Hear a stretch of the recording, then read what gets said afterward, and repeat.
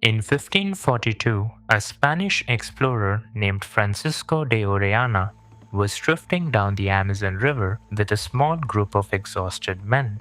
They had been starving for weeks, and turning back was no longer possible. The river ahead was their only way out. At first, the journey looked exactly as they expected. Thick rainforest surrounded them on both sides of the river. There was no sign that anyone could survive in a place like this. Then they noticed something unusual: smoke rising above the trees. For the first time in weeks, they weren't looking at the forest anymore. They were looking at people. The men thought they had finally found food.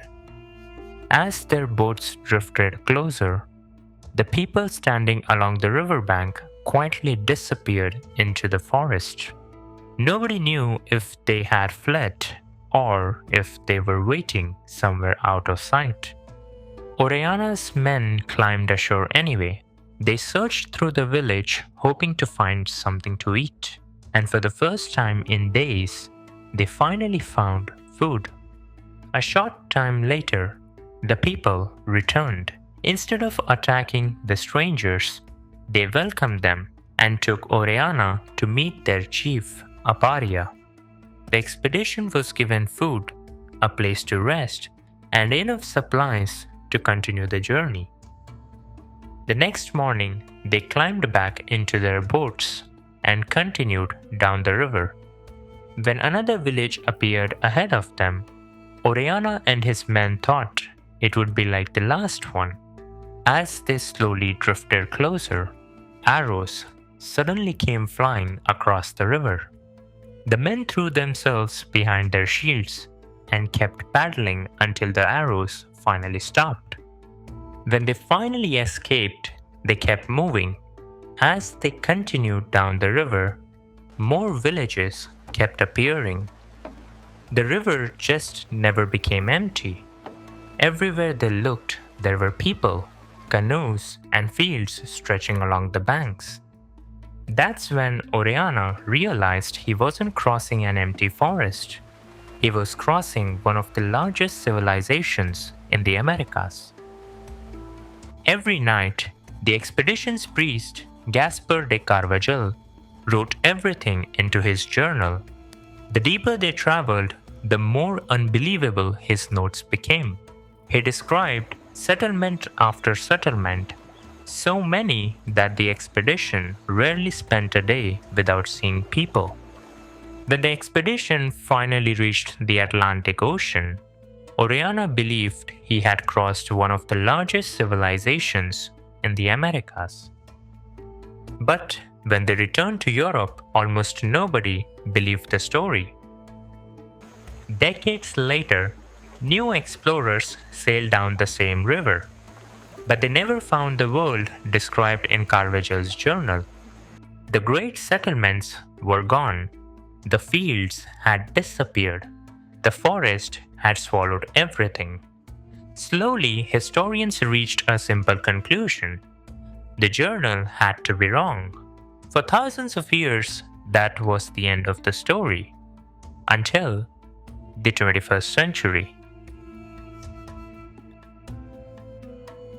In the 21st century, a team of scientists flew over the Amazon using a technology called LiDAR. It allowed them to see what was hidden beneath the forest canopy. At first, the images looked like nothing more than patches of jungle. But as the computers removed the trees, strange shapes began to appear. At first, they noticed straight lines, then perfect circles, then enormous earthworks. With every new scan, another road appeared, linking one settlement to the next. Little by little, an ancient world emerged beneath the forest. For the first time in centuries, suddenly, the journal didn't sound impossible anymore. It sounded like an eyewitness account. But confirming Carvajal's journal turned out to be only the beginning. The more scientists uncovered, the stranger the Amazon became. They discovered that people hadn't just lived in the forest. For thousands of years, they had been shaping it. Archaeologists found rich black soil known as terra preta, created by ancient people to grow crops in Amazon, which was extremely poor. They discovered that many useful tree species had been deliberately planted and managed over generations. In some places, the rainforest itself carried the fingerprints of human hands. The question is, if people had been shaping the Amazon for thousands of years, then the cities were only the final chapter of a much older story. So, who were the first Amazonians? To answer that, we have to go back thousands of years. Long before Orellana, long before cities, to the first people who entered a very different Amazon. Around 12,000 years ago, the first people entered the Amazon after crossing Beringia, the great land bridge that once connected Asia and North America during the Ice Age. The biggest question is, why did they stay? The Amazon wasn't an easy place to live. It was home to some of the world's deadliest snakes, the world's largest anaconda, jaguars, poisonous insects, and countless other dangerous animals. On top of that, the forest itself was dense, unfamiliar, and almost impossible to navigate. Surviving here was difficult, and building an entire civilization should have been impossible. Yet, this is where they stayed. Many Amazonian tribes have their own answer. Their traditions say the forest wasn't just a place to survive, it was a place that guided them. They believed the spirits of the forest shared knowledge with their ancestors, teaching them which plants could heal and where to find food. For thousands of years, the forest provided everything they needed to survive. But survival is very different from building a civilization. Every great civilization in history depended on agriculture. But the problem was, the Amazon soil was among the poorest in the world. Agriculture was almost impossible. So the descendants of these first Amazonians decided to solve that problem. They discovered that by mixing charcoal, ash, broken pottery, and food waste into the ground, the poor Amazonian soil slowly became fertile. Today, archaeologists call it terra preta, and even after hundreds of years, it can still grow crops.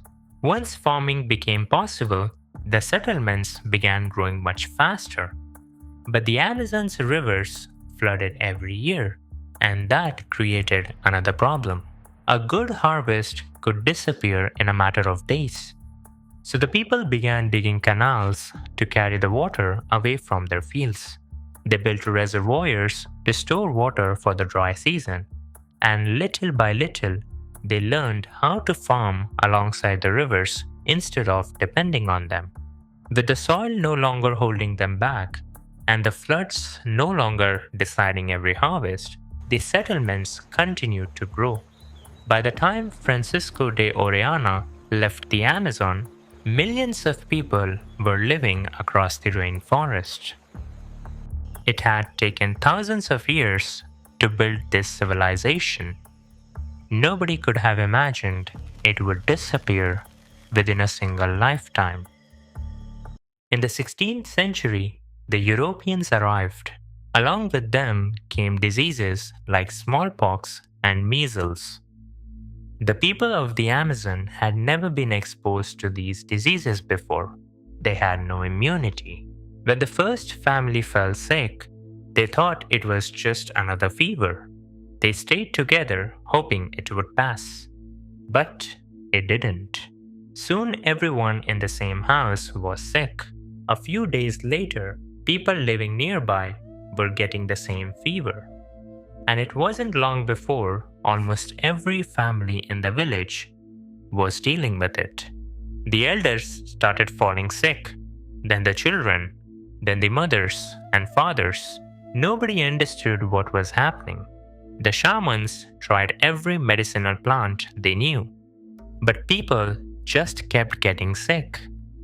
The families who were still alive left for nearby settlements, hoping they could escape it. But they couldn't. The disease traveled with them, and a few days after they arrived, people there started falling sick too. The same thing kept happening across the Amazon. The disease kept moving from one settlement to another until it reached every major community Oriana had written about. It went on like this for decades, and by the time it was over, historians estimate that around 90 to 95% of the population was gone. Millions of people had disappeared, taking one of the largest civilizations in the Americas with them. Once the people were gone, everything they had built was left behind. The fields were never farmed again. The canals were never cleared again. The roads slowly disappeared beneath the trees. And as the years passed, the rainforest claimed everything they had built.